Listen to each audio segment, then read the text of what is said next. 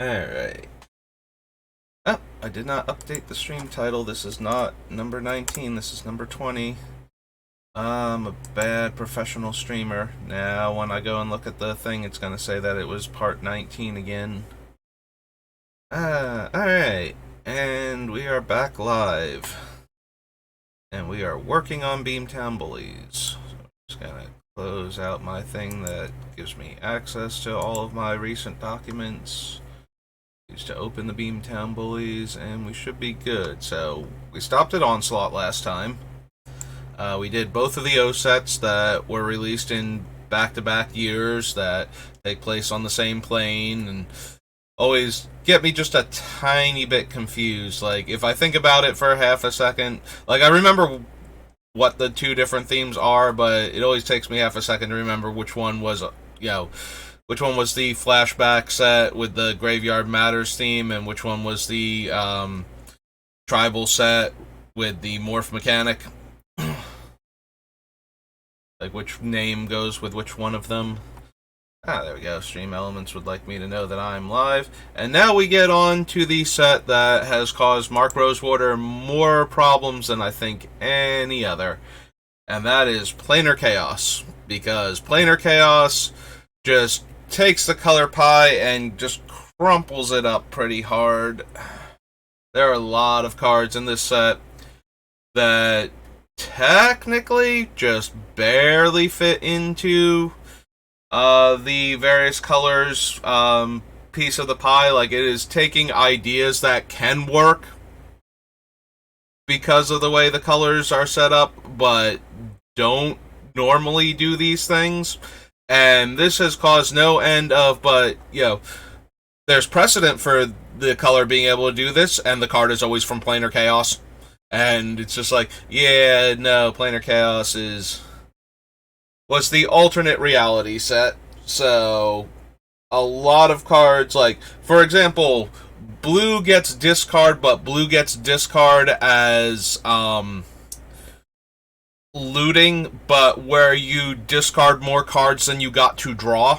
So basically Bazaar of Baghdad type looting, but because looting in blue can target other players, it lets blue make them discard if their hand is low type of thing. Like, if they only have 2 cards and they get to draw 2 and discard 4, then that's technically a loot, but the ending function is that you mind rotted them and milled them too in the process. So, yeah, Planar Chaos has some weird stuff like that, and we are going to see if there's anything weird enough for us. Aether Membrane is a defender. Chroma has a whole lot of abilities, including Morph in this set. This one has a blue kicker cost, so we can't use it. That's a Sliver. Madness, and it destroys a big creature. It's a Rebel. Yeah, they brought back the Rebel mechanic. When I was... You notice that when they brought back Rebels, they just put them in black instead of bothering to make mercenaries also. So, we get a bunch of black Rebels in Time Spiral block instead of, bringing back Rebel and mercenary. First Strike, pro-white. I've always loved the debate on whether or not this is supposed to be the color-shifted Black Knight, which it most likely is, but the other option is that it's supposed to be the reflection of Silver Knight, similar to how Black Knight is the reflection of White Knight. So, it's probable that this is just supposed to be the color-shifted Black Knight. Like, that is the most likely one, because it is the same game text. And it's just double red instead of double black, which would make the most sense. But there was an argument at the time that, no, it was actually supposed to be the reference. It was supposed to be because of Silver Knight, so that we got a red knight to combat the white knight that counteracts red, the same way we had a black knight to counteract the white knight that is meant to go against black. But yeah, it should be the Black Knight. But there was always a discussion on that when the set first came out, like what technically this was color shifted from, because you can change the colors on it to reflect that, similarly to, like, Bog Serpent is a color-shifted Sea Serpent, but because it shifted into black, it had to get Swamp Home, effectively. So, Land Home was a keyword of an ability that kept showing up mostly on large sea creatures. So Island Home was the most common version of it, where the creature couldn't attack unless the other player had islands, and it died if you had no island. So it was a giant sea creature. It could not come up on land, and to represent that, it had to have its environment on your side just to survive, and on the opponent's side in order to get to them.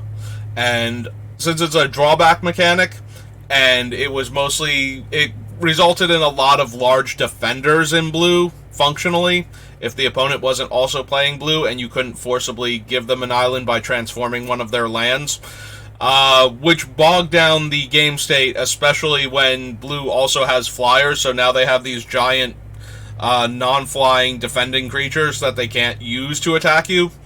So they're just going to hide behind them constantly while attacking you in the air with, like, small flyers, and yeah. So that kind of gameplay pattern got kind of annoying, and they started shifting away from that. Like, you still get giant angry blue creatures, but they're just giant angry blue creatures now instead of enforced walls due to their own keywords functionally half the time, or more than half the time, like 3/4 of the time. Destroy target land. Target land you control and target land you don't control, and destroy all lands. Boom bust. Okay. Brain Gorgers. When you play it... Okay, when you play it, how does that work? So, is this a cast trigger? Yes. When you cast a spell, any player may sacrifice a creature. If they do, counter Brain Gorgers, and then it has Madness. Okay. So that's not helping what our deck is about. Brute Force is the color-shifted Giant Growth. Comes in play, choose a color. Whenever a source of the chosen color deals damage to you, may pay 1, and then the source's control... Oh, not even the sorcerer's controller. Target player loses 1 life, and you gain 1 life. Wood Readers lets you draw cards if you pay the kicker cost. Destroy target non-black creature that came into play this turn. Yes, continues the cycle. Every time we've bumped into one of these, I've pointed it out, so... This is the one that is in the present, so it can only kill creatures that came into play on the turn that you cast it.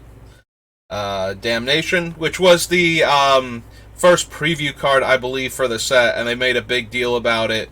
Wizards used to have a little spot on their website when you would go to it called the Card of the Day, and to announce Planar Chaos officially, the card of the day started off as Wrath of God and then changed to Damnation using the 7th edition artwork, which the Damnation is a take on. Whereas there's a white orb radiating destruction in the Wrath of God, here there is a black orb pulling everything into its void. So that was kind of neat. The only one that they might have done a better job with is when they announced Rise of the Eldrazi. They had Kozilek appear by basically shattering the website. He was so huge. So you would click on it to reveal him, and he just destroyed the website at first. But yeah, those were the 2 cards that they did that with. I don't know if they did any others. I don't remember them. But yeah, those were the 2 times where they wanted to show off the cards and did it in a very dramatic way on the website to let you know what the sets were all about. Let's see, sack Slivers for life, counter a spell unless they pay 5.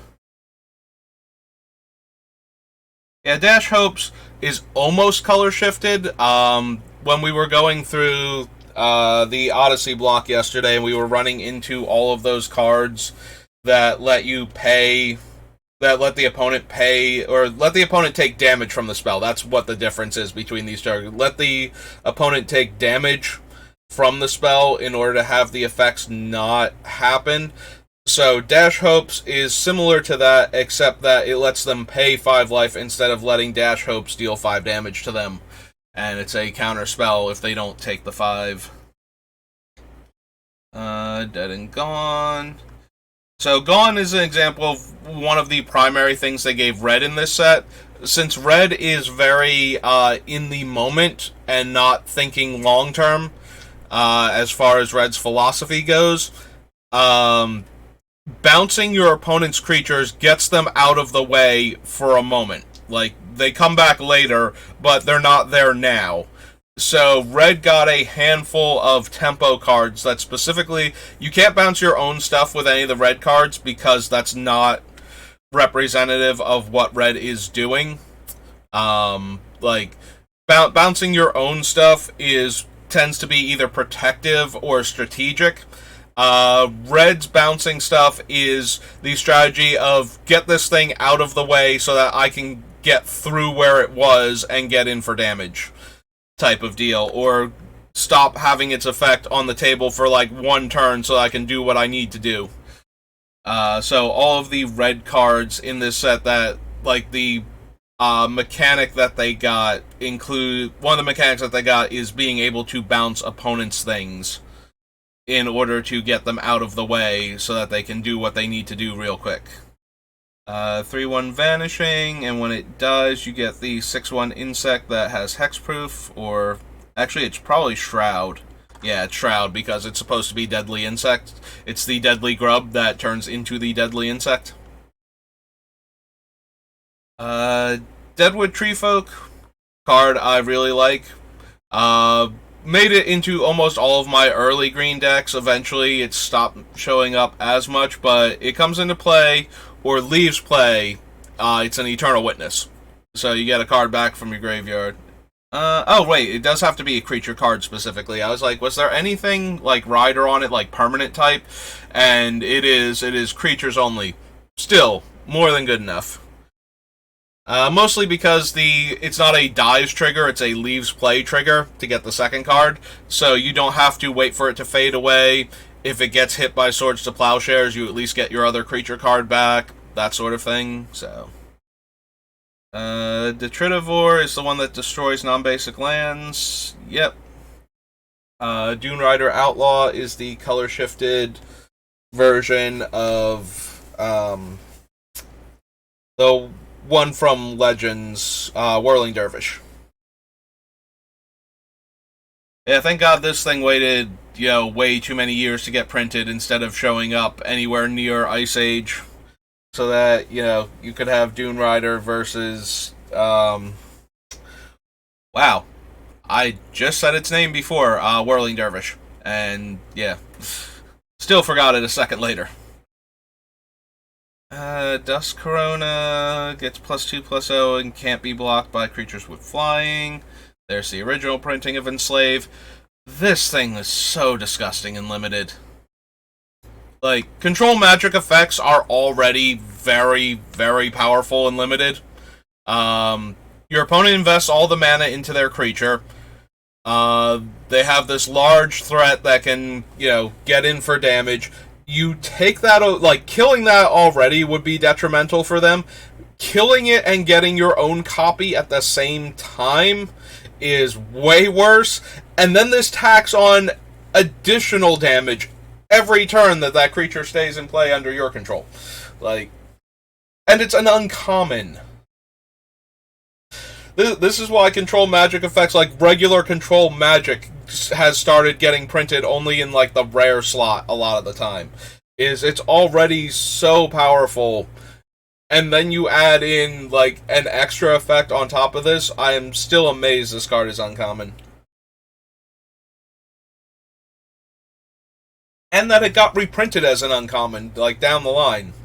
Like, this shows up again when we were going through New Phyrexias, where we saw the first reprinting of it, and it's still an uncommon. Like, secondary market value aside, and how much it's really sucks to have, like, cards upshifted in things like I'm about to talk about, this thing should be a rare for limited purposes in, like, any set it ever gets reprinted in. So if it shows up in, like, master sets or something, strictly for the purposes of not messing up the limited format, this thing should be a rare.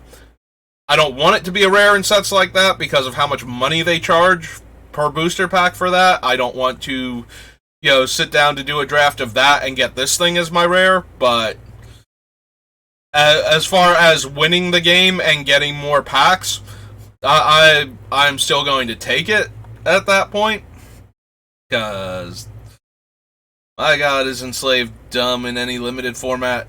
Unless there's, like, a good, like, no creature deck. Like, if you go cubing, then Enslave can lose a lot of its power if you have enough cards that let you build good, like, low or no creature decks. That'll suck the wind out of Enslave sails. Otherwise, this thing is just a monster. Color shifted Soul Warden. Or maybe it's not Soul Warden, maybe it was the other one, like Soul's Attendant or something. Because I think Soul Warden had the May, like, whenever another creature comes in play, you may gain 1 life. I think Soul Warden had that, so it might be Soul's Attendant instead, but it's definitely the color shifted of one of the other Soul Sisters. Search your library for a basic land into your hand, or target creature card in your grave. Return target creature card in your graveyard to your hand, or target creature gains flying until end of turn. Gains flying until end of turn. Here we go. Planar Chaos back on Green's craziness, where they get flyers again. This means we're going to get to a card I have a story about. I forgot that it was specifically Planar Chaos, but yeah, we're gonna get to a card that I have quite a story about. So we don't want Extirpate. We don't need Fadhya's here, who is a color-shifted version of Sinbad from Arabian Nights. Since there were no legends in Arabian Nights, there are several, like, characters in the Arabian Nights who are entirely unique and who would normally be legendary, but the legendary type wouldn't show up for, like, you know, we had to go through Arabian Nights and Antiquities to get to Legends before that technology showed up. So there were a bunch of cards that represented unique characters in the Arabian Nights stories that were just summon that character. Like, Aladdin was originally, creature type was, like, summon Aladdin. Like, instead of being creature and then their types, they were summon spells, because they were spells on the stack. So you were summoning, and then it would have whatever the creature was, you know, like summon cat, or summon bear, or summon soldier, and, like, Aladdin is summon Aladdin, and Sinbad is summon Sinbad, type thing.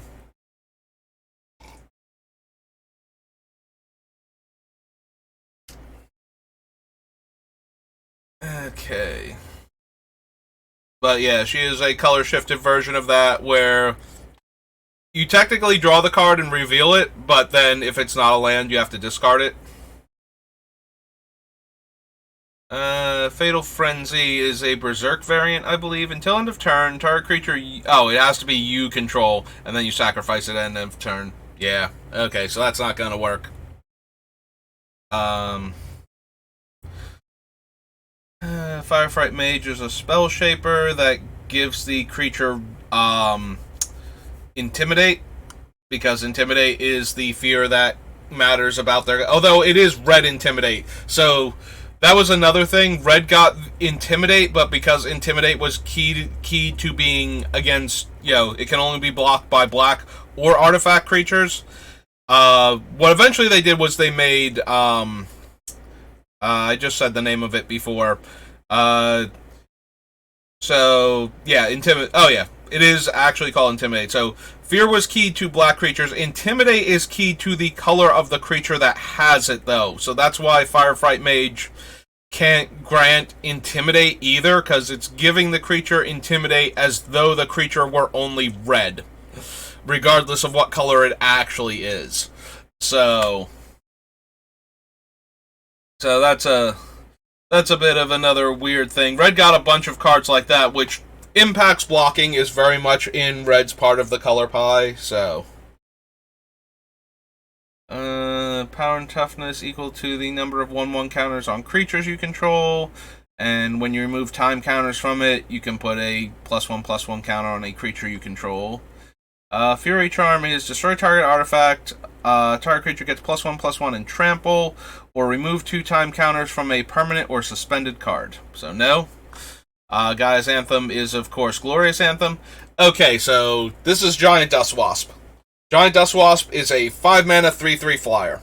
It also has green and 1, and you can suspend it for 4 mana. So, I play a lot of Limited.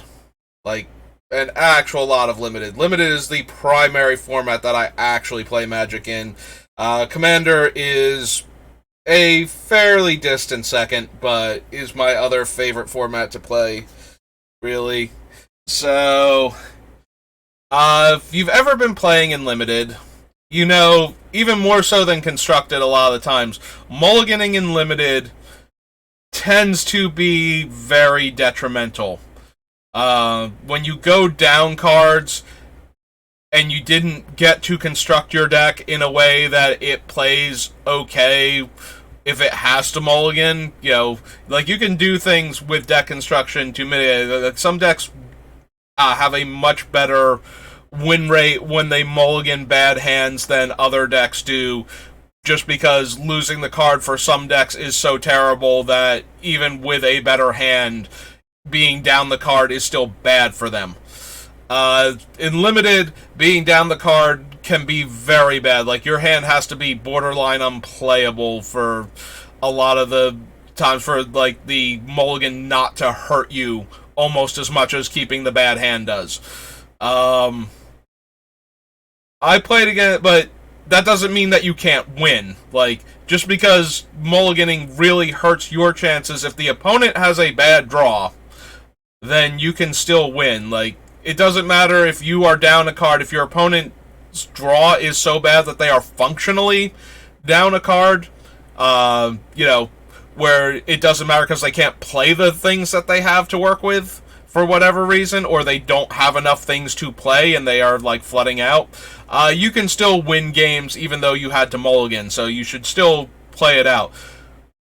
If you mulligan to 4 on the play, though, being down 3 actual cards is really, really bad, normally. So this is the story of how I lost to somebody who mulliganed to 4 on the play. So, on their turn 2, they suspend Giant Dust Wasp. On turn 3, they suspend Giant Dust Wasp. On turn 4, they suspend Giant Dust Wasp. On turn 5, the first Giant Dust Wasp comes into play and attacks me for 3 in the air. On turn 6, the second one comes into play and I take 6 in the air. So now I've taken 9. And the next turn I get hit for 18. I had an okay hand, but not a great hand. And the draws that I had after that did not help. And none of them could interact with these giant angry flyers. So they had a much faster clock than me, because all of their creatures were 3/3 flying haste creatures that started coming into play on turn 4. Or turn 5, rather. So turn 2, they removed the first counter, and on turn 5, they removed the last counter. So yeah, so they wound up winning the game at, like, you know, 4 life or something, and I just got clocked in the air by these 3/3 flying giant dust wasps. And there is nothing more demoralizing than having your opponent mulligan to 4 and then annihilate you in Limited, in like a regular, you know, good old-fashioned Magic set, not like, you know, Cube or something where they could, you know, Vintage Cube, you might just be able to mulligan into, you know, Black Lotus, Channel, Emrakul, and win. Like, you know, there's your 3-card combo that you don't need any other cards in your hand, but you got those 3 on your mulligan, and, you know, you just win a game of Magic real quick if your opponent can't stop Channel. But yeah, no, this was just, you know, drafting the new set of Magic. My opponent annihilated me with 3 giant dust wasps, and so yeah, if you have to mulligan, sometimes you just have to do it. Sometimes your hand is completely unplayable. It doesn't mean you can't win. It just diminishes your percentage chance a lot of the time. So, you know, if you have to do it, just go ahead and do it and see if you can get the hand that will randomly get there, because there are hands out there sometimes that just randomly get there. Yeah, if I had had a little bit more going on, I might have been able to kill them fast enough to race the giant dust wasp, but that was the problem. My hand was just a little too, like, grinding out advantage and not enough aggro. So when I have to race all of these giant flyers, I have to do it, and I don't have the resources to, and I'm just losing to them. Yeah. Just the gone half of Dead and Gone. Groundbreaker is Ball Lightning in green.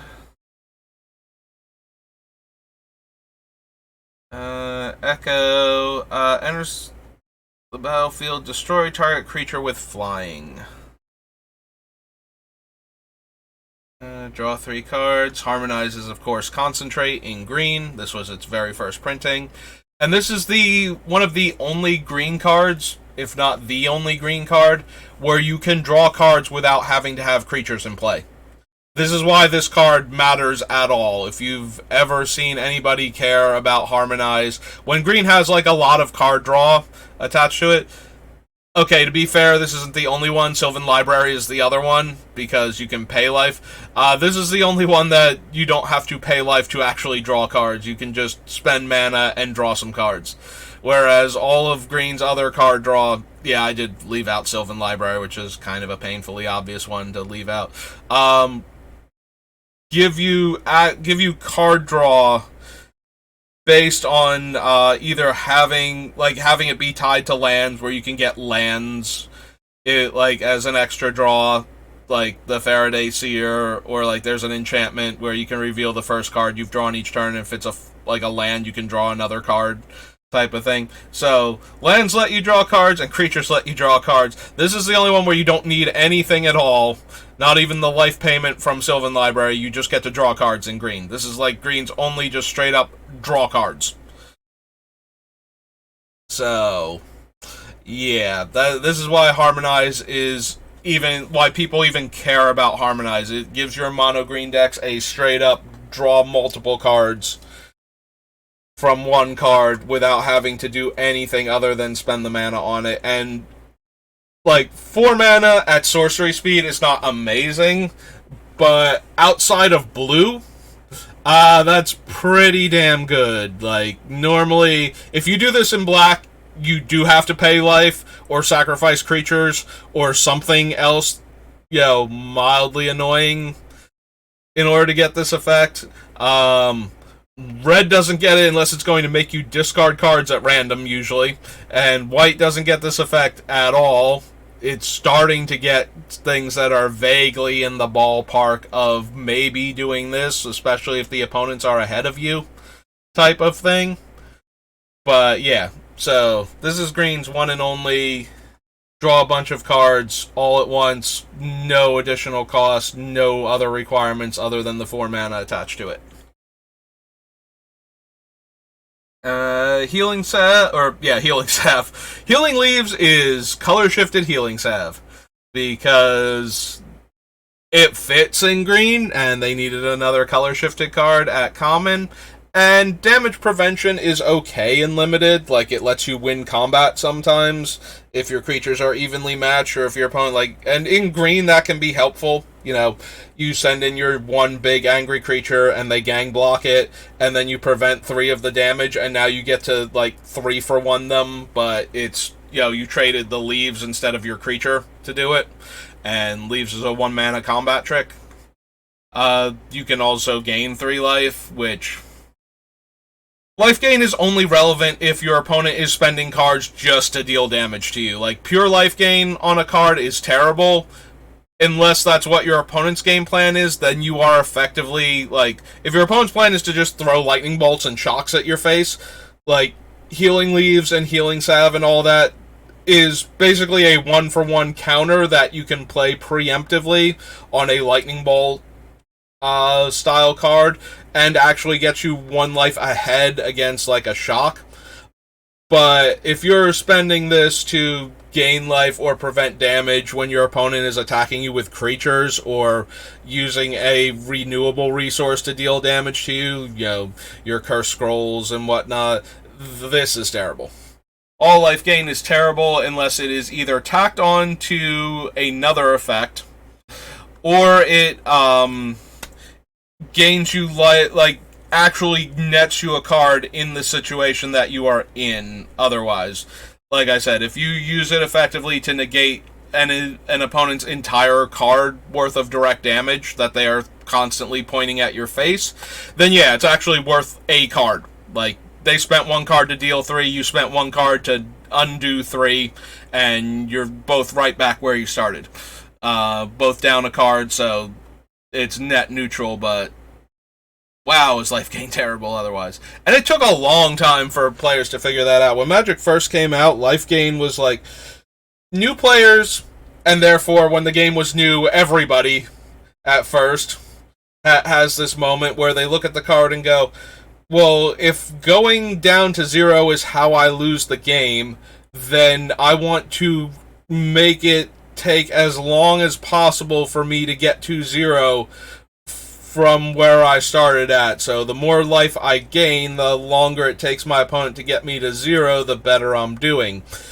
And yeah, there's a huge difference between winning the game and not losing the game, and everybody has to learn at some point in time what that difference actually is if they want to get better at Magic. Which is not to say that there's, like, life gain is unplayable. Like I said, if you are negating your opponent's, like, cards by gating life, like if they are pointing burn at you, one of the best ways to stop red aggro that is specifically burn based is to gain large amounts of life from single cards.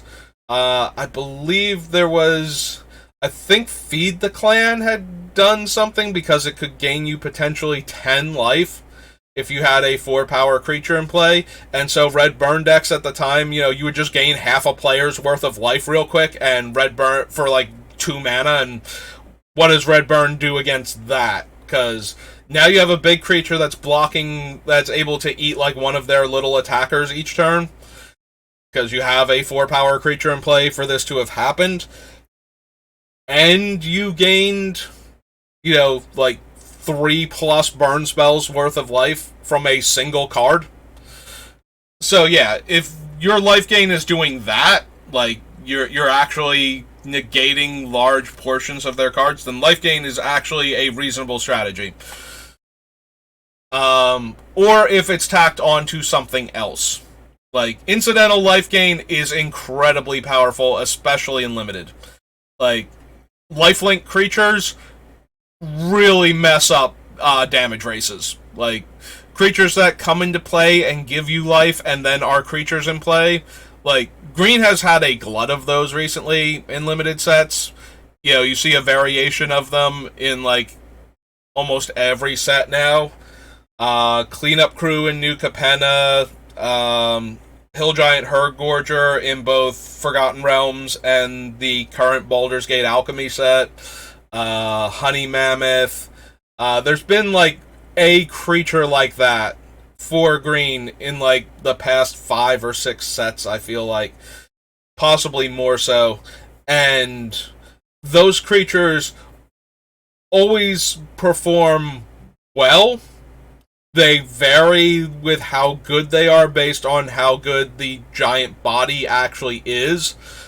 But a lot of times you play these large body life gain creatures. Innistrad had, like, the stupid worm that gained you 5 life and had Bramble Worm or something at the uncommon mark. Yeah, that one gained you 5 life, and then you could exile it from your graveyard to gain 5 life, and it had reach. So it was an amazing board stabilizer. So yeah, the quality of the board stabilizing large green creature with life gain varies from set to set, but when you tack life gain onto a creature coming into play, or lifelink onto the creature, especially for limited, like, now you're gaining life while you're actually trying to move the game towards a state where you can win. Now it's messing up the opponent's math for how fast they can kill you. Whereas pure life gain is just like, okay, maybe it'll take me a turn longer to kill you if you gain like X amount of life. Maybe it won't even do that. Like, maybe I'll just keep developing out my board and keep putting more pressure on you and the paltry life gain that you're doing. So yeah, life gain has to do more than just gain life a lot of the times, unless you are gaining a ton of life in the face of spending cards to deal damage to you. And if you wandered in here because you know a ton about Magic and you were just interested in my Beamtown Bullies build, then you just got a lot of information that you've known for a long time thrown at you. But I'm sorry, we got the healing leaves and healing salve. Obviously, we didn't get to look at. We mentioned it, but that was only in the context of mocking it compared to all of the other boons from Alpha Beta Unlimited. Excuse me. So he regenerates for white mana, so we can't use him. Gets you Forest, and then if you kicked it, your lands become 3/3s. Imp's Mischief, another one of those cards similar to the Deflecting Swat.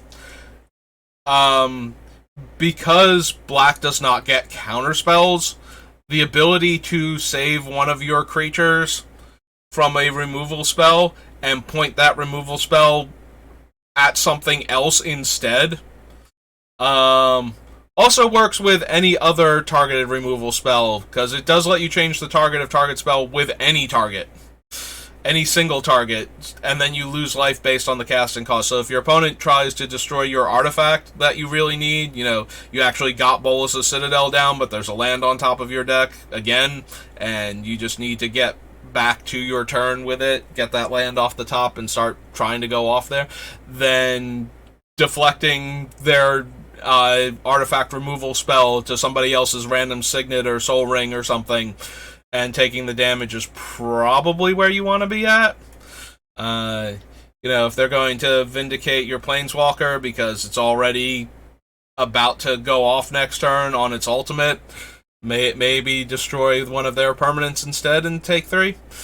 Yeah, Imp's Mischief, when you don't have access to, you know, traditional counter magic,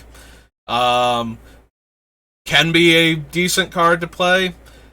It's one of those cards that I never quite wind up putting in any of my decks, but there are certain decks that, or certain opponents, basically, like if your opponent has a lot of instant speed, targeted removal, and card draw, where they want to 1-for-1 because they are going to draw enough cards that it doesn't matter, and they just need to target the most problematic thing on the board at any given point in time without risking destroying their own stuff with mass removal most of the time, then a card like Imp's Mischief goes up a lot in playgroups that have decks like that, where you can consistently redirect their spell away from your thing and onto something else. Decks like that will still have like things that can destroy multiple permanents, so things like Decimate and Casualties of War can still wreck you because they just happen to target your thing. And I'm about to sneeze, I feel like.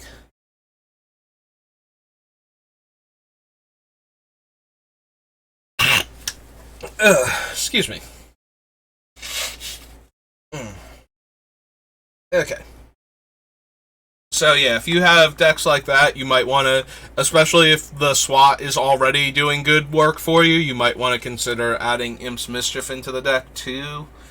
I don't anticipate having too much of that to worry about. It is nice, like the SWAT is nice because we want to have our commander out, and if somebody points a removal spell specifically at that, that is one of the cards we most want to be able to protect. Our deck needs Beamtown Bullies in play to do most of the things it wants to do. We are very reliant on our commander, and even as a 4-drop, if it dies like 2 times, we can get into a position where it's really hard to cast the Bullies and do the thing, like, because it has to live to the player's turn that we want to give the thing to in the first place. So the SWAT being free when we have them out is more something I'm interested in this deck, because we can tap out for it, and at least we have, like, an answer to a targeted removal spell at that point, if not other spells that we might want to be able to play around. There's Jedit, who gets redeemed for having one of the worst cards in Legends, being one of the... I believe Jedit is one of the... Yeah, he's one of the vanilla ones, because they just did a promo version of him in the Asian Pacific region for the Year of the Tiger, where they have a full art version of the Legends one, because he has no game text, and he is like a 7-mana 5/5 with no game text, and his only cool thing is being a big buff tiger man with a sword. So yeah, we were kind enough to... because he's relevant in, like, the actual... They did a book cycle for Legends. I didn't actually read it, but apparently he was one of the major characters in it. Like, they did the book cycle where he was one of the major characters, and they did a comic book mini-series where Dakin, Blackblade, was one of the major characters. When they did Modern Horizons 2, they actually took a bunch of characters that did not get cards from that storyline and gave them cards, and gave Dakin a Planeswalker card. So, like, that's where Diala, I think her name is, the demon sorceress, and Kar the Lion come from, was from that storyline. So yeah, so Jedit getting a card in this set is mostly to give Jedit a card that was worthy of him as a major character in the story for Legends. Or one of the major stories from Legends. Interestingly enough, they also made him a mono green. I think this is because this version of him... I think this is like the alternate timeline one. The reason why this one is green and the other one is white-blue is this is the one that stayed in the forest of Favre. This is the one that stayed there instead of going on his grand adventure and became like the champion of his people instead of doing whatever actually happened in the Legend storyline. Yeah, like I said, I did not read those books. I did read The Brothers' War, and that's where my love for, like, the character Zanstra came from, and why I was so excited she got a card. Because she features very prominently in the Urza Saga storyline, and I liked her character, so... Kavu Predator. Also, we will talk a bit more about Magic's, like, you know, book forms in a minute, because we're going to get to a character soon that I was super excited when they got a card in this set. Specifically, the card that they got. Kavu Predator, this is the one where you gain life, it gains counters. Keen Senses is the color-shifted Curiosity. One of, like, very much fitting with green, because green had started to get creatures that when they deal combat damage, you draw a card as, like, their rares. So getting the green version of the blue card that let you do that, because blue got it because blue in card draw, but green gets it because green can draw cards through creatures. Ooh, excuse me. Vanishing... and deals 1 damage when it enters or leaves. Very good aggro creature for limited. My nose is getting a little stuffy. Whatever aggravated it before made me sneeze. 1 second.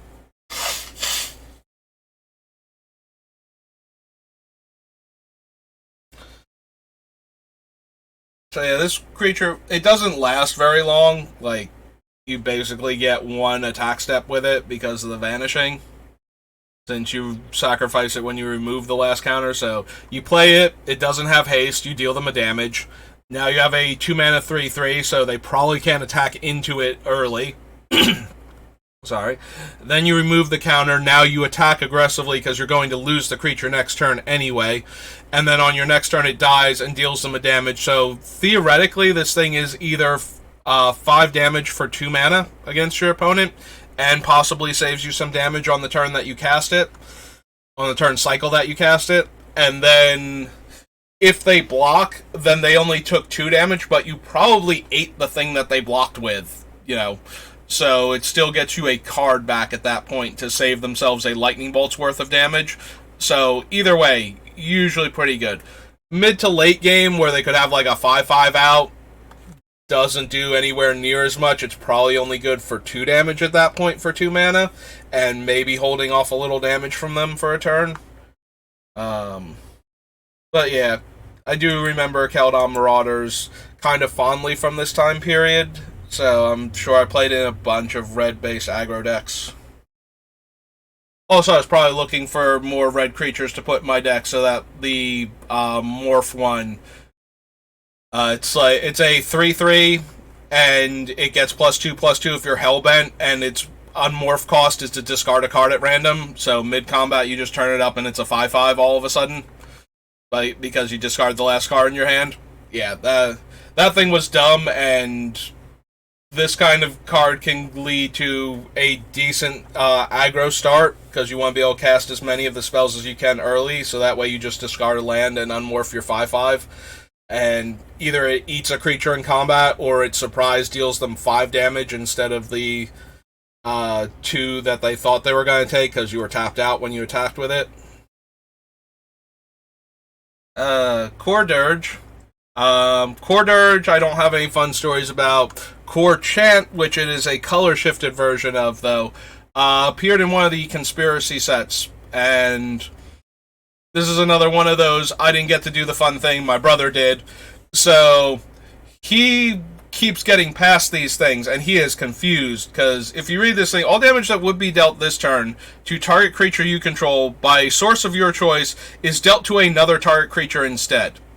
So, this is a very weird combat-based removal spell, but because a lot of creatures that wind up in decks, like there are very few creatures that wind up in decks that have more toughness than power that are still like aggressively attacking. So if your opponent attacks with like their 6 power creature and it doesn't have 7 toughness and you block, actually even if you block, like 7 toughness is not going to save if you block with like a 1/1, you redirect the damage from that it was going to deal to your creature to itself. So yeah, they need like a very high toughness to low power. This is like that Nemesis of Reason type of creature that you need to be attacking with, where it's 3 damage is enough to get like through your guys, but the 7 toughness means that even redirecting the 3 back at it isn't going to be good enough without like a large group block, and then you can get blown out in combat. But yeah, Core Dirge, and by extension, Core Champ, which Core Dirge, like, the Core's whole mechanic was that they could redirect damage to protect themselves by letting one creature, like, take the hit on behalf of the others.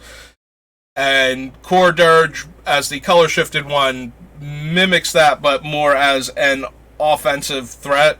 Both of them worked offensively, like, you know, your creature gets into combat, and then you redirect the damage that would be dealt to your creature to the thing that's dealing damage to it, and now you kill the large creature.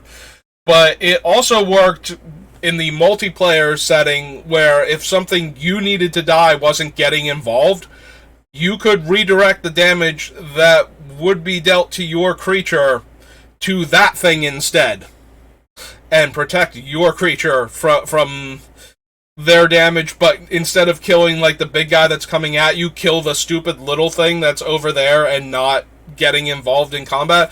Or when you attack into somebody and they chump block, you know, redirecting the chump blocker's damage to kill the utility creature. Like, all of these things. And he could, like, he's sitting there going, why is nobody taking this card? Why am I getting them, like, you know, 10th, 11th, 12th pick?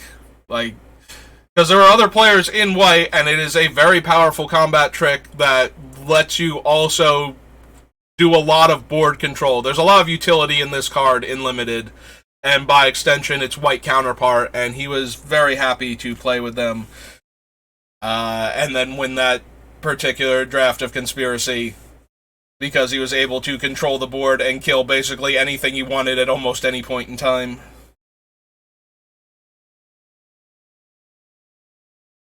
Alright, so this thing extends its time by having your other creatures deal damage.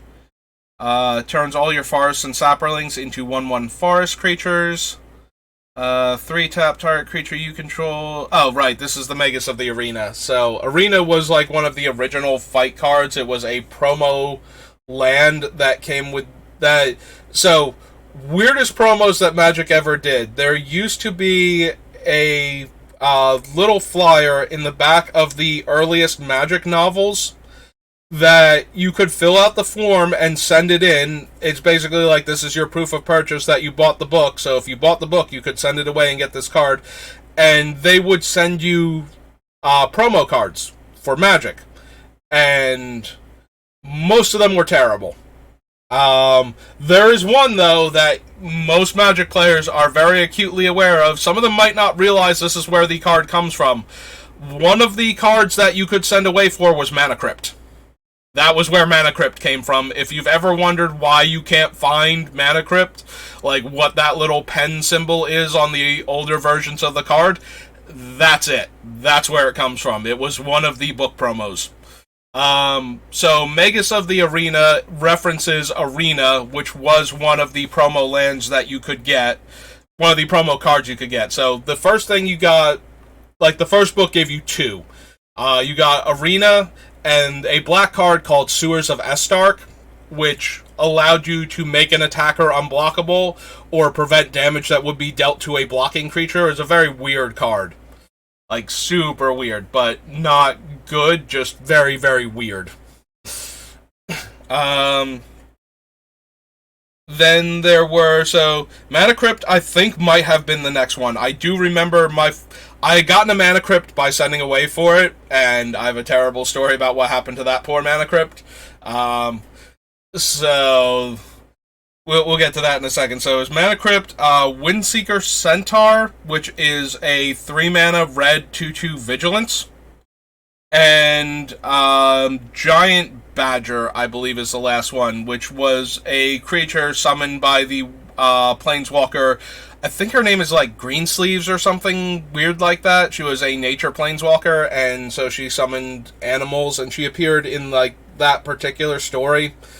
So you could get like her Giant Badger animal companion, and it was a 2/2 that I think it had to block to get +2/+2.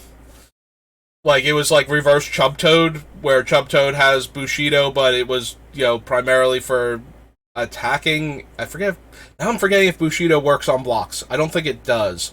So, yeah, it basically had Bushido, because when it attacked and became blocked, it got +2/+2. Well, the Badger was the reverse of that, where if it was blocking, it got +2/+2, and so it was like a 3-mana 2/2. That became a 4/4. So there was one other promo that was never released as a physical, like, in booster packs at the time. That was done for Dragon Con, which is a large convention down south, like, southeast coast of the U.S. I believe it's in Georgia. I could be wrong about that. I've never actually been. But in 1994 at Dragon Con, they had a promo that is basically a worse Baby Dragon. So Baby Dragon is a 4-mana 2/3 flyer with fire breathing, but if you pump it more than 3 times, it dies because it can't handle that much fire because it's too young. Nalathni Dragon is a 4-mana 1/1 with banding, and the rest of Baby Dragon's abilities. And it has this picture of this little tiny dragon meeting like this monkey shaman looking dude, and that was the card. It looks like some fantasy novel art from, like, cover art from the time. And the only way you could get Nalathni Dragon was either at the convention, but this caused an uproar. Originally, it was only going to be the convention, and even though the card sucks, like, it is a terrible Magic card, the game was still new. People didn't understand what was, the best card and whatnot, but people that were aware of this got really upset and wrote Wizards of the Coast a lot of angry letters about the idea of having cards that are exclusive to events You might notice some irony here as we get into this. Cards that are exclusive to events that you can't just get out of like booster packs that were never sold commercially. And so they had already committed to the book promos, but Nalathni Dragon got such a negative reaction because of that they put it in like one of the magazines, like one of the popular magazines that covered Magic the Gathering at the time. So Duelist probably was it, but it might have also been Scry. It almost certainly wasn't Inquest, which was like number 3 on the list of like magazines that most people read for their like Magic the Gathering information. But those were like the 3 that were most likely to have been in. I think it was the Duelist, but it might have been Scry. So anyway, like 1 month they put it out in the magazine so that way you could get it no matter where you were, as long as you had like a bookstore near you or a magazine stand that carried that, or you could subscribe and get the card sent to you, whatever. So you could at least get the card. So that made Nalathni Dragon, in the days before eBay and being able to go to like large tournaments frequently and buy cards, that made Nalathni Dragon like super rare, but not actually worth anything. But Mana Crypt was still new, and I was super new to the game, so, and Mana Crypt reads like a bad Soul Ring to a lot of people early on. Turns out that, tapping a, like, being able to drop a 0-drop and get 2 mana out of it, worth more, like, it would be worth it if it consistently dealt 3 damage to you every turn. Like, you would probably have to have ways to sacrifice it, or you want to combo quickly, but yeah, I have to believe Mana Crypt would still see a lot of play if it was just a straight up lightning bolt to your face every turn. I traded Mana Crypt for an Nalathni Dragon, like the one I got from the book. And then I had to go, like, spend, like, $15 to get another Mana Crypt. It was relatively cheap because Mana Crypt was only legal in Vintage at the time and was restricted. And nobody really super cared about it that much outside of Vintage players. And there was other, like, Vintage players were more concerned about getting their Moxen and their Lotus and everything. So this was just, like, a fallback Soul Ring type deal. Because combo was not, like, it took until Urza Saga for combo to start being the primary way that you won in Vintage. Before then, it was mostly control decks, and control decks did not like Mana Crypt as much, so I was able to get another Mana Crypt, like, relatively cheaply, but, And nowadays, the only time you get it is when they want to sell a fancy, like side product thing that like their heavy reprint sets, like a master set or something, they throw in like either Mana Crypt or Mana Drain in order to move product. So that's my story about early Magic promos and Mana Crypt in particular, and that was brought up by Magus of the Arena for being functionally an arena. The other thing I had poked fun at, so one of the things that I love about Magic, because I've played a lot of card games, I genuinely loved for the longest time that they took that lesson from Nalathni Dragon to heart and didn't print unique cards that you could not get in booster packs. Because I have played card games that have unique cards in them that don't come in booster packs, that are like promos that have significant impact on the game. And those things are monsters. Like, those things... If you want to kill your game, one of the best ways to do it is to make players feel like they can't compete if they don't have cards that they never had a chance to get. If you do that, it will make them less like, you will still have your tournament players and you will still have your casual players, but you will lose a lot of potential tournament players, which are the ones that drive the secondary card market that make it worthwhile for dealers to buy and open your booster boxes and sell the cards out of them, as opposed to just either selling packs or not caring at all. like the secondary market is driven primarily by tournament players and like large casual groups that determine like what they like. They have to have like regular game nights and be playing often. You need players that are constantly looking to upgrade their decks to play against other players to sell singles to.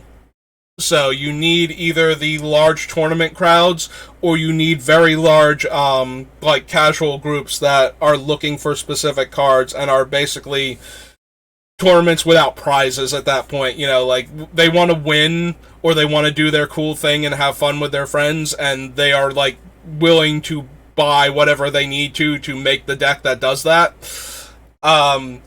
And if you make those players feel like they need to spend huge sums of money to participate in those events, and they can't ever get lucky to get those cards, like the only option is to spend the titanic amount of money, that leads to a lot of feel bads, and that will push players away from your game.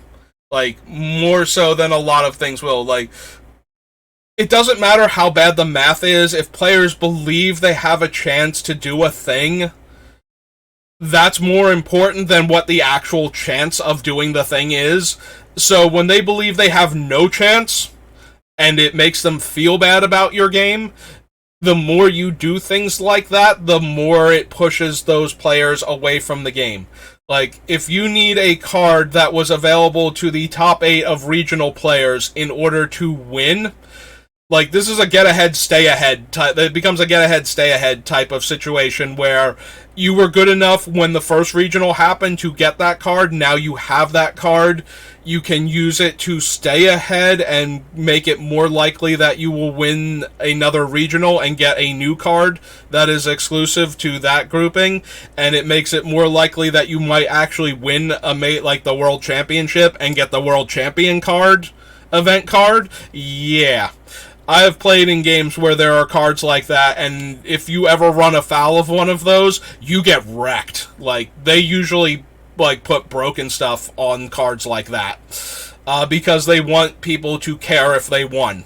They don't just want the card to be a trophy, they want the card to be a good, usable trophy. Like, Magic does not do that. Even when they made a trophy card, they like hot glued it into the trophy and then destroyed all other copies of it, and they didn't make the card tournament legal. Like, all of those things at once. So the card, like, it's the 96 World Champion. It has like this ominous figure, and it's standing off against like this ethereal Magic player that has like the Pro Tour leather jacket on, like from that year, with like the Pro Tour symbol on the back of it, and it's like all 5 colors of mana, and you can pay half your life to tutor it to the top of your deck, and then it has power and toughness equal to like your opponent's life total. So that was the card. And they sealed it inside of a trophy, and then they destroyed all of the other copies of it. So in order to get a physical copy of this card, you would probably ruin the card getting it out of the trophy sealing, because I forget exactly how they did it. But yeah, that was the only copy of that card, and you didn't actually get to use it for anything. But I have played games where you got to use the card that you got for winning the tournament, and there have been some broken things. The DBZA, or DBZA, yes, Dragon Ball Z Abridged had their own card game. No. The DBZ card game from Score, the World Champion cards, like, I had a couple of the, because what they did was they eventually reprinted them, as, like, regional top 8 cards, like, for the next season, so that more than one person would have them. But the one person would have a different version of them. But there were still only, like, 50 copies or something. I had, like, the ones that got reprinted twice. I managed to get, like, one of each of them. And the one that didn't get reprinted, I saw it on eBay. Like, they had a damaged one. Like, when Score shut down the game, the people that had the promos in the company that were let go, like, they just, I guess, took the promos because this one dude was, like, selling all of them on eBay. And I was picking up cards because I wanted them at the time, because I liked the game, and, we were still kind of casually playing it a little bit. So I was looking for the cards from it. I was like grabbing like the tournament invitational cards and whatnot that he had that they had never given out. So the one copy of the One World Championship card, they had a second copy of it, and it had gotten stolen from the company, and the thief tried to put it on eBay. So when they got it back, just to make sure that like the person that had the other copy, because they had one, like Magic does a similar thing, like they used to have like the Magic the Gathering Bible basically, where it was a physical copy of every card they had ever printed, so they would have at least one of them as a reference if, you know, like all of the computers simultaneously crashed and all data was lost type of thing. So they had their one physical copy besides the one that they had given to the player. So they had punched 2 holes through it. The card with 2 holes punched through it, I got horribly outbid for, because I was not willing to pay over $1,000 for one of the only other copies of this card. But it basically won you the game when you played it. Like, it stopped your opponent from being able to... Alright, so there was like one counterspell in the format that was like ubiquitous to all decks. It wouldn't let players play that card, and then you got to name another card type, and as long as you weren't almost dead, like literally almost dead, your opponent couldn't play that card type. So imagine this in Magic. It's like if your life total is above 5, your opponent, you choose like creature, artifact, enchantment, land, instant, or sorcery, and your opponent can't play a card of that type for the rest of the game. Unless your life total is below 5. Like, imagine trying to beat somebody who did that to you, who just played that on, like, turn 1. And that was just an effect that would, like, you cast it, it's done. For the rest of the game, this is true. You have an emblem that as long as your life total is above 5, they can't play the card of the chosen type. Like, what? This was an actual card, and this was a tournament legal card that you got for being already one of the best players in the game. Yeah, so cards like that, you run into those things trying to become the best player in the game. You don't really stand much of a chance if they get that card. Like, you have to get so lucky to beat the person that has that card in their deck. So this is why I like that Magic does not do cards like that, or didn't. This is why I got really angry when they announced the Walking Dead set. Like, I got really angry at that one, because that was like, they had learned this lesson, this was an important lesson, and I was really happy that they were adhering to it, and then they went, you know what? Let's unlearn that lesson real quick. Let's screw this all up. Yeah.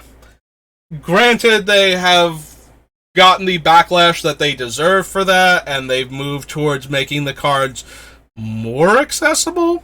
I mean, I got a couple of the, I got a set booster for winning one of the pre-releases, and I got some of the cards. I think this was New Capenna where they came in, where you could get, like, the Innistrad themed versions of some of the cards that appeared in, the, Stranger Things set.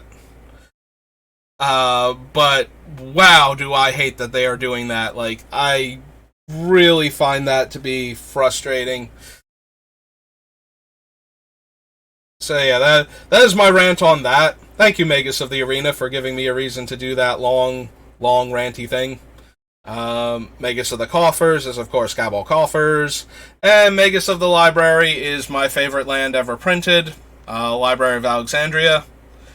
I am always sad that Vintage has moved away from Library of Alexandria being one of the linchpin cards of the set, or linchpin cards of the format, and has gotten to the point where Library is, like, you know, only playable in a very specific small number of decks, and is mostly a niche thing.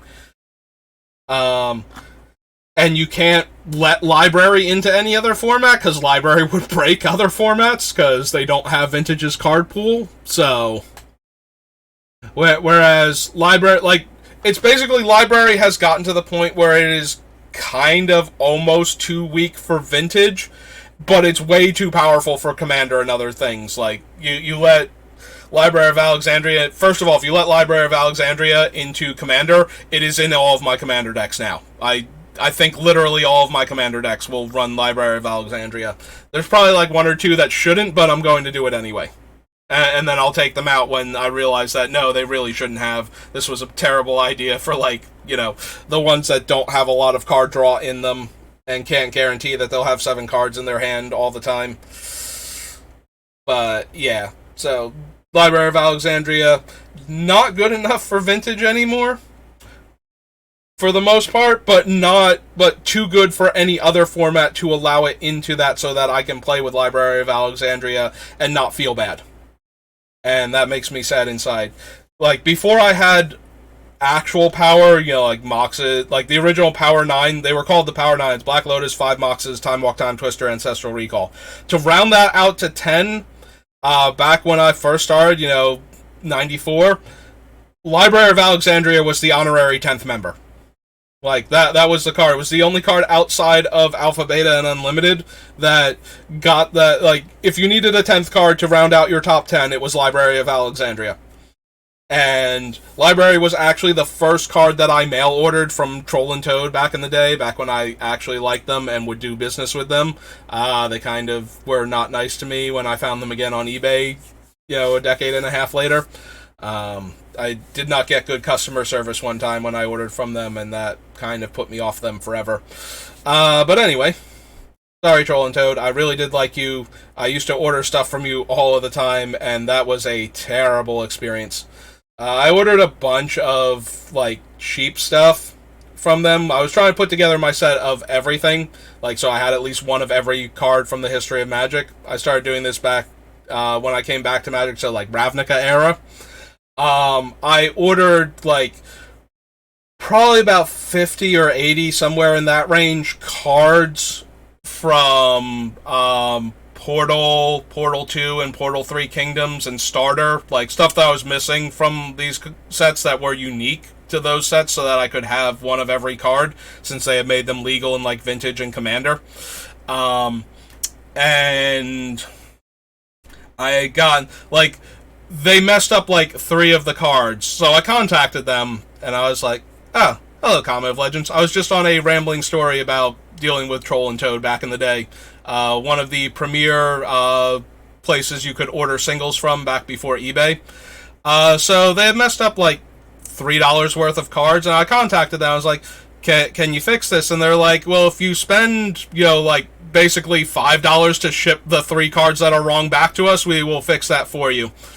And it's like, I've been ordering from you guys for literally over, like, almost 20 years now, and I just found your eBay store and started ordering from you again, and you're going to nickel and dime me over, like, 3 cards? Like, you're going to make me spend more money to fix the problem than it costs to fix the problem? Yeah.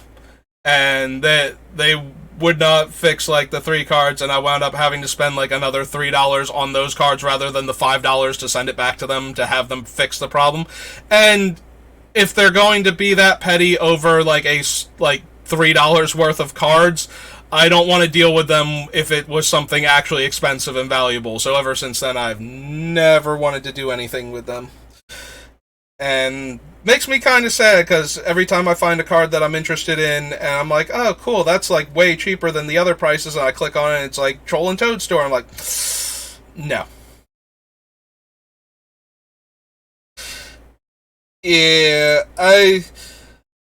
like, a lot of things, I do not complain about cards unless they are actually, like, there's an actual problem. Like, they sent me the wrong cards, like, things I did not need, and like I said, it was only $3 worth of stuff out of, like, a $50+ order, and I just wanted them to fix, like, those 3 cards out of it, and they were like, no, we can't help you with that, and that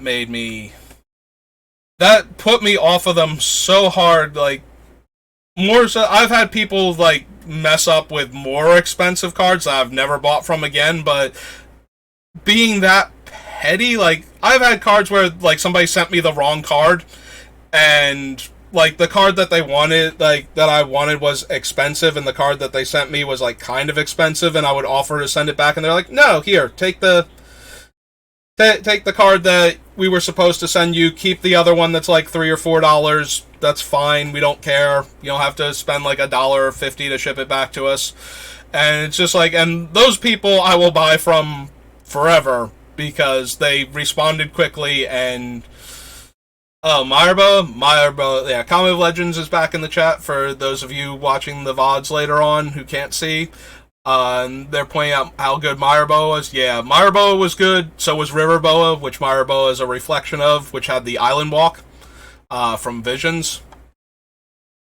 Yeah, tiny, regenerating, evasive creature. Always good times. That was my Troll and Toad story, and I wish it had not gone so poorly because, like I said, I bought my Library of Alexandria from them in like 1995, and I was like. There where I got all of my moxes from, like so much stuff, and then lost touch with them for a little while. Got back on when I saw when I was starting to do eBay stuff. I was like, oh, cool, it's them on eBay. Like I know them, I can trust them. I like this feel, and then they just like, no, we can't help you. We're going to fight you over like spare change worth of cards. So, I had a little bit of a rant before about storylines in Magic. This is the card I was most excited for when we got to Planar Chaos. So, if you had ever read the Tempest novelization, which included, like, the Tempest novelization novelized Tempest, Stronghold, and Exodus. During the fight between Miri and Krovax in original Tempest, Krovax does infect her with vampirism during that fight, but only in the process of killing her.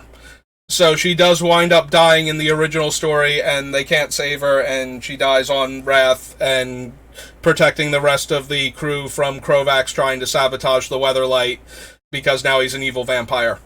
So when Planar Chaos was like, we're gonna go alternate reality, I thought we were getting that Miri, like, if she had survived. Instead, we got the Miri that, killed Selena the Dark Angel instead of Krovax killing her. And she got cursed by Selena's death instead.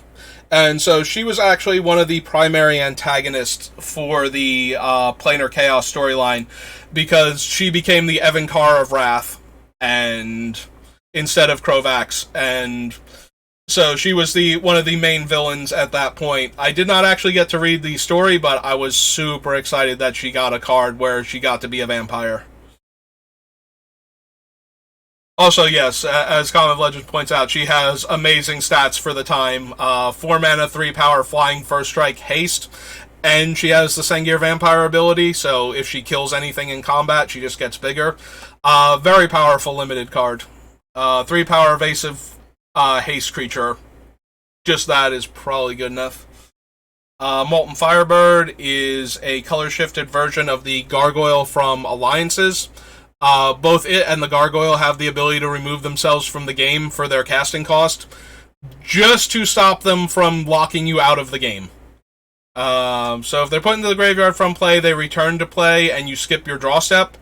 So to stop your opponent from repeatedly killing them, and you having no way to interact with that, they gave you an out of being able to pay its mana cost to exile it.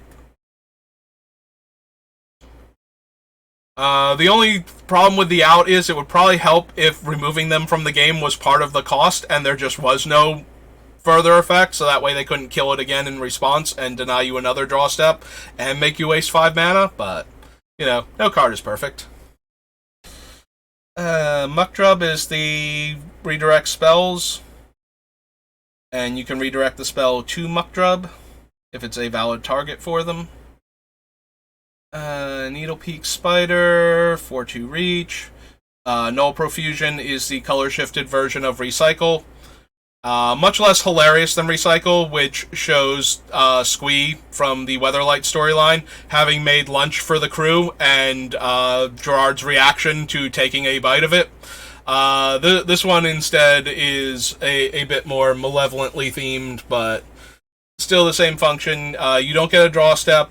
and your maximum hand size is 2, but every time you play a card, you get to draw a card. So, if you can play a lot of cheap spells, lets you draw a lot. If you get hit by a discard spell, you get locked out of the game. Any player may discard 3 cards.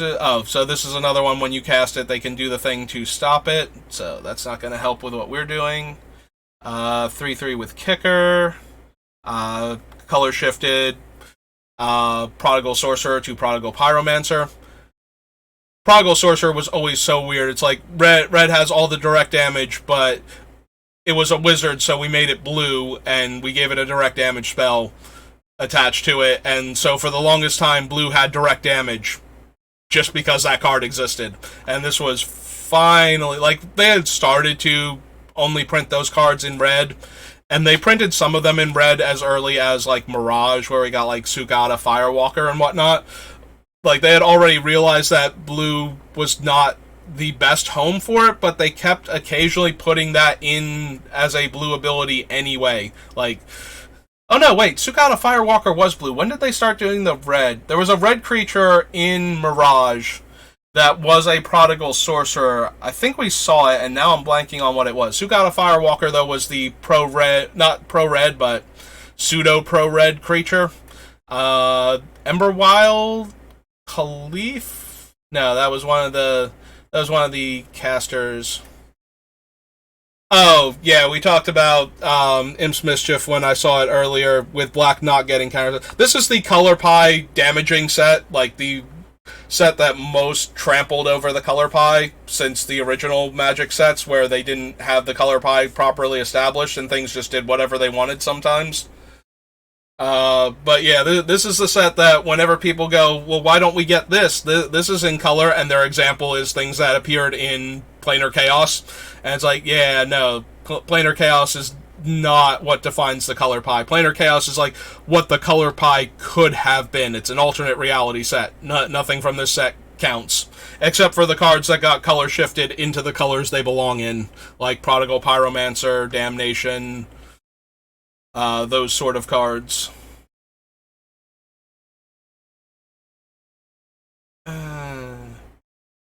Pyrohemia being Pestilence, but in red. Radia adds 2 red when she attacks and taps to add 1 green. Wrathy Trapper was fun.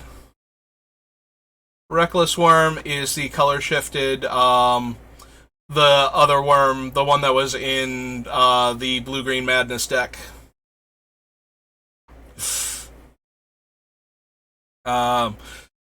So yeah, this is where red started to get like more of the Madness cards, and red would eventually become one of the primary homes for Madness next to black, because, you know, giving red the ability to throw their cards away for advantage seems like a good idea. But yeah, this is why we've gotten like a bunch of cards that are basically color-shifted green Madness cards to red, because red became the primary Madness, or the secondary Madness color next to black. So Reckless Worm was like the first one of those things to get it. The Fire Rootwalla instead of Basking Rootwalla.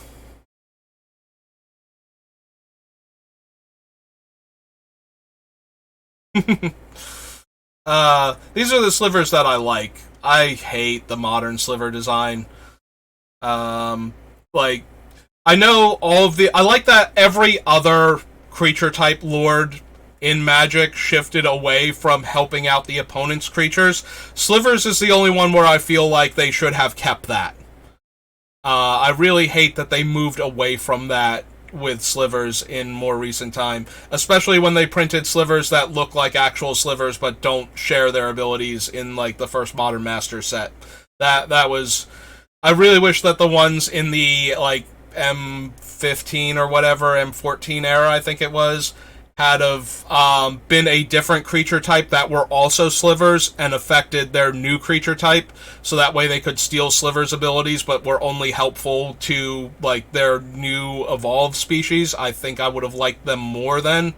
But one of the things that defines slivers to me has always been that they don't have allegiance to the player that summons them ahead of their own hive. They will help out any other sliver and then maybe listen to you afterwards. Rigid Kusai is the I forget what the name of the spell is, and if I spent like a few minutes trying to figure it out, because its name is an anagram for the spell that it is a spell shaper of, whereas a white spell that gives a creature +1 power and first strike until end of turn. Some kind of strike. Yeah. I'll remember it eventually. Not important, and we're already at 1 o'clock my time, so I've only got like half an hour left to get through Planar Chaos. Roiling Horror is the suspend creature. Whenever you remove the counter from it, target player loses 1 life and you gain 1 life, and its power and toughness are equal to your life total minus the life total of the opponent with the most life. So, probably not worth it. There is Rough and Tumble. Deals 2 damage to each creature without flying, or deals 6 damage to each creature with flying. Well, the dragon that does this didn't make it, so I don't think Rough and Tumble itself is going to make it either. Seal of Primordium is the naturalize as a seal. One of the fun red burn spells that just deals a ton of damage. Oh yeah, no, the Sliver Queen shows up because she lives in the stronghold. Like, Volrath uses Sliver Queen and her brood as a defense mechanism to stop people from getting through the less easily guarded sections of the stronghold. Comet's bringing up the slivers appearing in the Weatherlight Saga. So, Karn winds up befriending her, and he forms like an understanding with her, not necessarily a bond, but Karn's trying to get back the pieces of the Weatherlight that got scattered by Volrath taking him hostage, and like a couple other members of the Weatherlight crew, and he gets her to help gather the pieces that are in her domain and give them back to him by comparing them. Like, he manages to communicate with her enough to make her understand that the pieces of the the legacy are to him as the slivers are to her, where having more of them around her makes her more than she is without them. So he manages to convince her to help him get the legacy pieces back. And because Karn is like the gentle pacifist that he is, he doesn't even try to harm the slivers when they get hostile towards him. And that helps like her respect him a bit more and be nice. Like, it's what allows them to communicate instead of just hostily attacking each other over the things that they care about that the other one is messing with. So Shivan Wumpus is not Hunted Wumpus, but it's actually, there's a worm from Urza's Saga. It's like, when it comes into play, an opponent may sacrifice a land. If they do, you put this on top of your library. So, same basic thing. Not going to help us, because we put it into play under our opponent's control. One of our other opponents sacrifices a land. This becomes the top card of our deck. Not where we want to be. Shrouded Lore is the green card Forgotten Lore, which was the bad regrowth. Which Omnath Comet, like... so we got green, red blue green, and red white blue green. Okay, the 4 mana one. So the landfall you get. Wait, does that one give you all 5 colors of mana, or it just gives you the 4 colors that you use to cast it? Like, that Omnath isn't actually 5 color, right? It's still 4 color. It just gives you the 4 colors of mana you would need to cast him if you trigger the landfall the second time. Okay. Yeah, I used to play against somebody who had him built. Like, this was a guy that he didn't have a very large card pool, but he had gotten like a couple of the starter decks, and he had gotten that Omnath, and so he put together a deck that had a bunch of like decent landfall enabling cards, and ran him as the commander from it.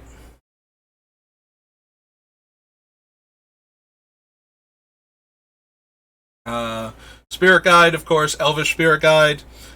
This was where Red was starting to get all of the rituals, so we got to get the Red version, and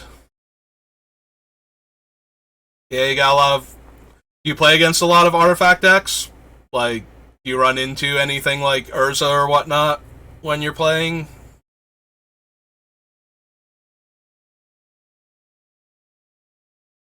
Or Arkham, or Muzio, or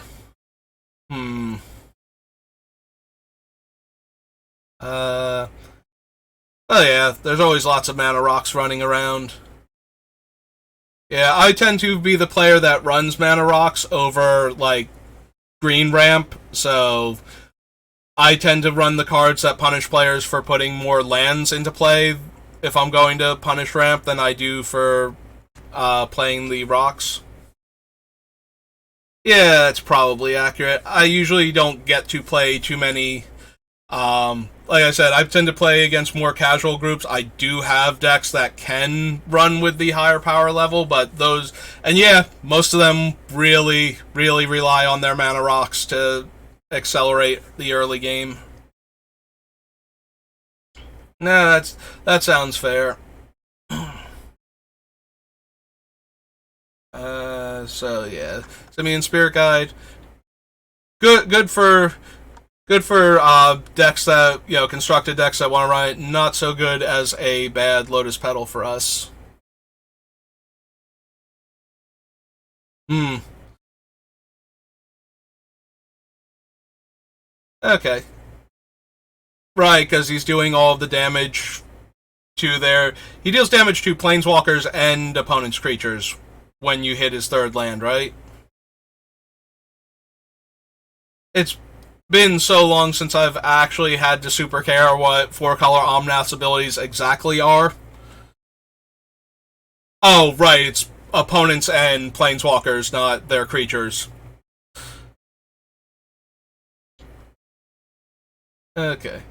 So Red Fear on that one. Discards a card to gain life equal to the number of card, or 2 life equal the number of cards in our hand.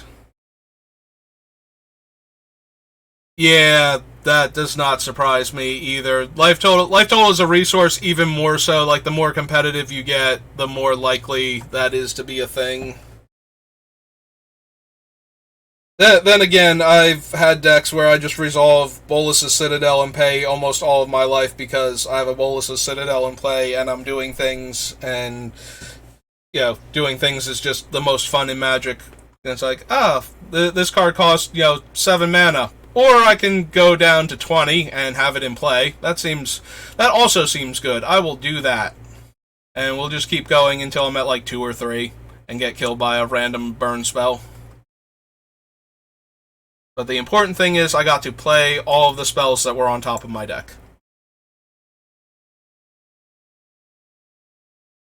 So that's the one that gives first strike.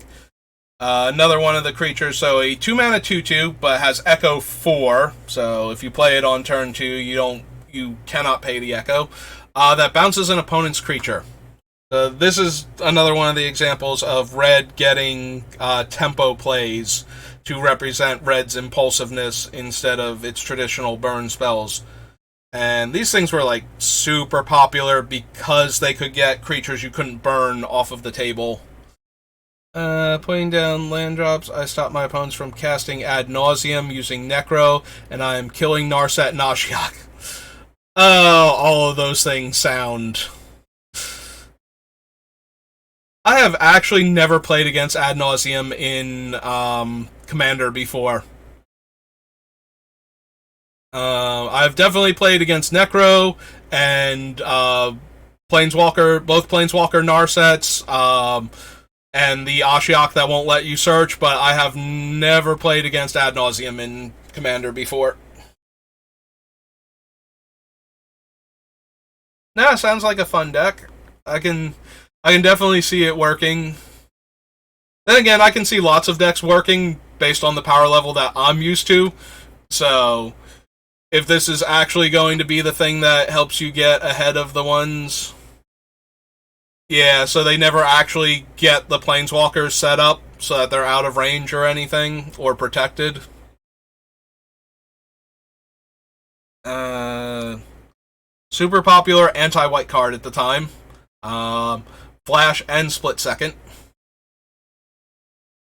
Uh, that's not an effect of Omnath though, right? Like stopping them from being able to pay life. I'm assuming this is another card, like other cards in your deck, like one of the Sigardas or something that runs along with him.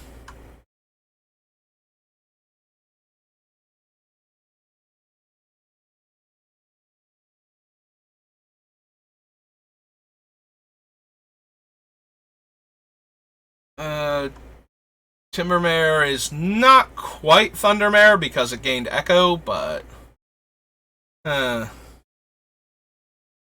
it's a 5/5.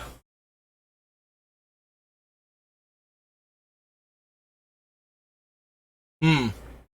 Oh, got you. No paying life because of the amount of damage that you're doing to them with Omnath, so their ad nauseum becomes less potent. Okay.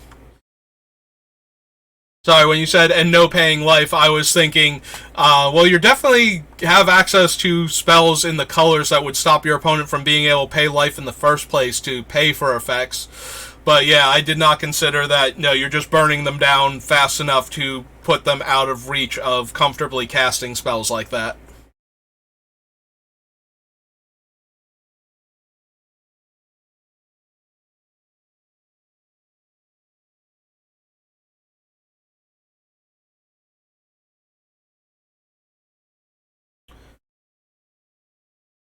Yeah, like I said, the only Omnath deck, like the only four-color Omnath deck I've played against was a guy who's relative, like he's not starting out, but he doesn't have a huge card pool. So while he can do cool stuff with his deck, it usually just amounts to I made a cool play this game, I feel good about myself, and then, getting rolled over by the decks that have a lot more going on.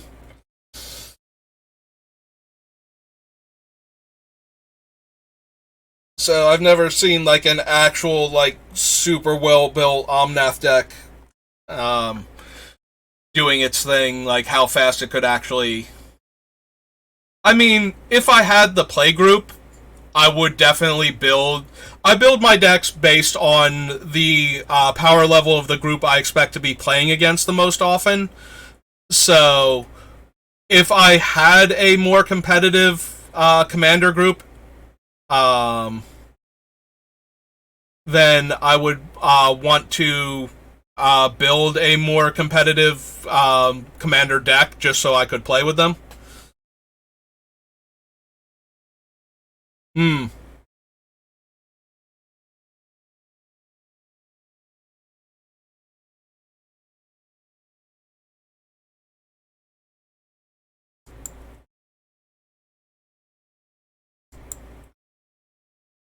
Okay.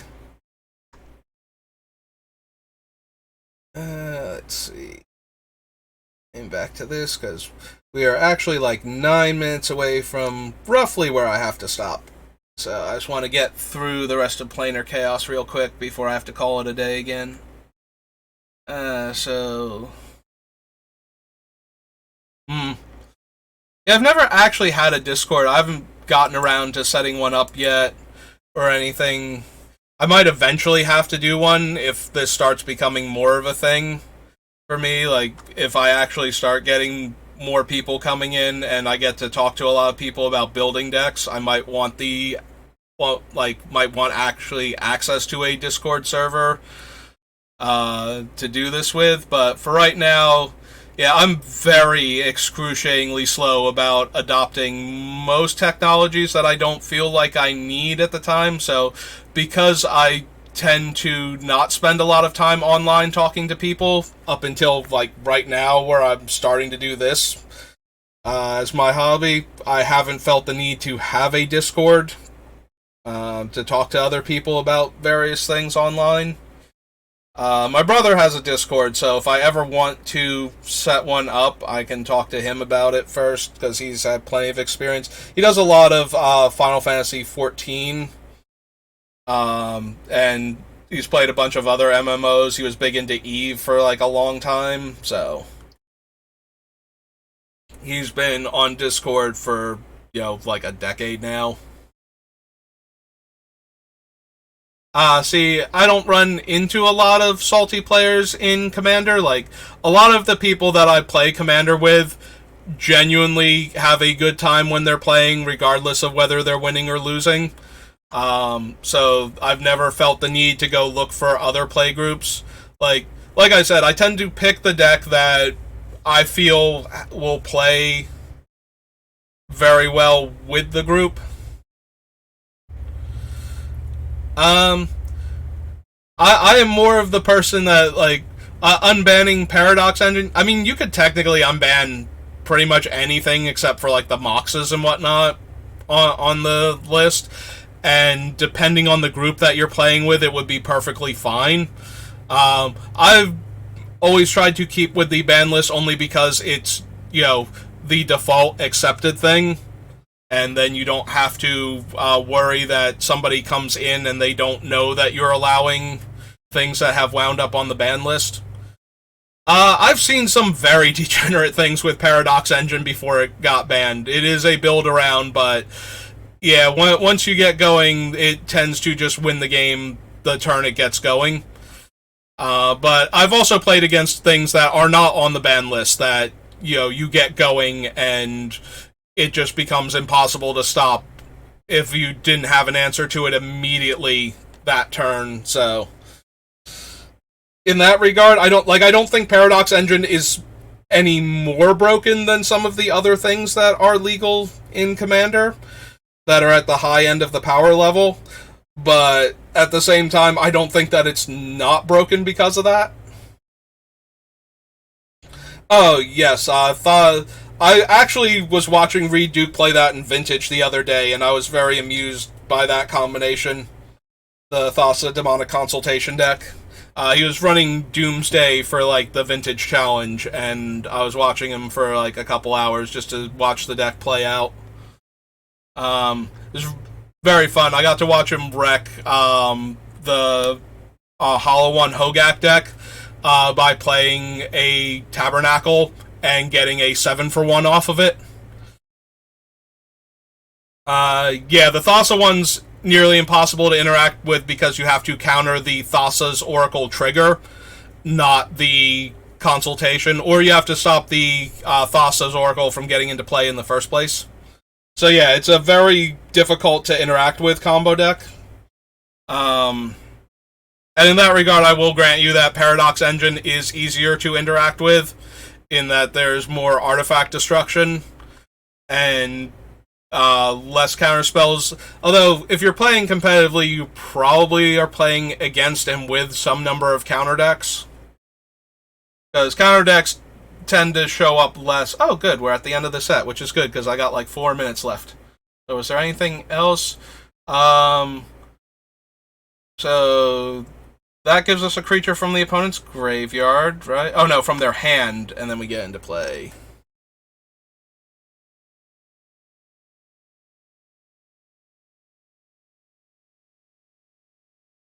I mean, I've always been of the opinion that the cards on the ban list are the ones that made Sheldon sad. Like, because I see things that are very powerful. I had this whole discussion when we got to the Sylvan Primordial. I never played against Sylvan Primordial. I played with it a few times, and it was always good, and it destroyed a bunch of stuff and ramped me. And yes, if you can constantly blink it, it's really super strong and obnoxious, but that's true of several cards, and only one other one is banned that's like that, and that's the Titan that destroys basic land types, Sundering Titan. So I was always curious why they banned Sylvan Primordial and not things that I kept running into that were super problematic, like Deadeye Navigator, Consecrated Sphinx. Things that you play them and the entire game becomes, can you get this off of the table now? Because it's going to ruin everybody else's good time, and the player that has it is just going to dominate the board for a while.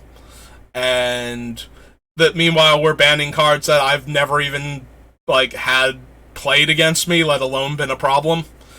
So, I always feel like the Commander ban list is super random about what's actually on there and not on there.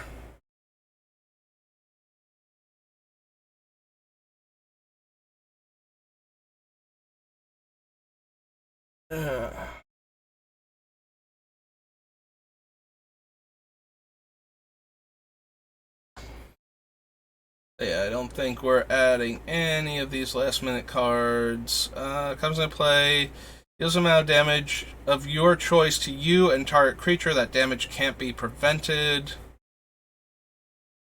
So yeah, that one's probably not going to do it. That makes Sapperling tokens. That's Lifelink as or Spirit Link, I believe. Oh no, it is lifelink because it doesn't actually grant the creature lifelink. That was still before they were doing that. And so yeah, unless we're running Urborg, I don't think there's anything from Planar Chaos that's making it. Alright, so we at least made it through Planar Chaos. So, one more set down. Alright. I gotta get ready for work soon, but I really appreciate you stopping by again, Comet of Legends, because it's nice to have somebody to talk to for when I don't have a subject and am not rambling constantly about things that happened to me 20 years ago in Magic. Let's see. Latest bands have been a victim of misuse to people who played the cards, not the cards that posed an issue. I forget what even got banned recently. I know something got added not too long ago, but it wasn't anything that I needed to remove. The last time I needed to remove a card was Golos was the commander for my 5-color Super Friends deck, and I do agree that Golos is, you don't play anything else in 5-color if you can do Golos. Oh, for Hullbreacher? Yeah, Hullbreacher is... Yeah, I agree. You can't just put them into play and have them do the thing that you want them to do most of the time. I mean, they do kind of... Hullbreacher does kind of hose players that are careless around it, but the real value for Hullbreacher is... when you are constantly wheeling people. Hullbreacher goes really good in the your Nekusar deck. Although Nekusar you kind of want them to draw, so that's kind of weird, but it does give you a ton of treasure. It changes how your deck is functioning at that point. You go from punishing them for drawing to rewarding yourself with tons of mana. So I guess not Nekusar specifically, but a deck that runs a Grixis control deck that runs the types of cards that show up in him, but with the idea that you're going to stop them from drawing instead and get all of the advantage from making them draw.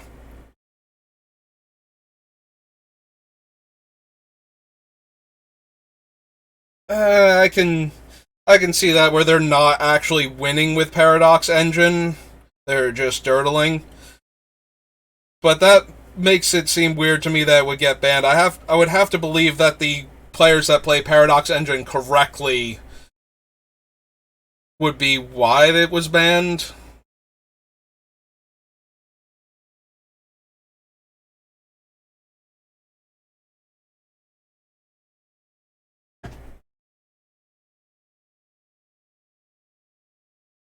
I mean, I think that it would be better. The problem was not that Hull Breacher punishes the players that are drawing, it's that it rewards the player who casts Hull Breacher, whose opponents try to draw cards, and then having that player force them to draw cards to get value out of it. Like, if the card just stopped them from drawing the cards, it would be like Narset, and we would have it in the set. I think it would help if the thing that stopped you from drawing cards stopped you from drawing cards from an effect you controlled. Like, if we wanted to add more anti-card draw to Commander, if we are punishing people that are using their own effects to draw more cards rather than allowing players to put an effect into play that punishes players for drawing cards and then, like, cramming cards, like trying to forcibly cram cards into their hand, it might go a lot further to stemming the problem than a card like Hull Breacher, where it just encourages you to try to combo off using the Hull Breacher and getting incidental value from your opponent's attempts to draw cards if they forget that it's there or don't interact with it properly.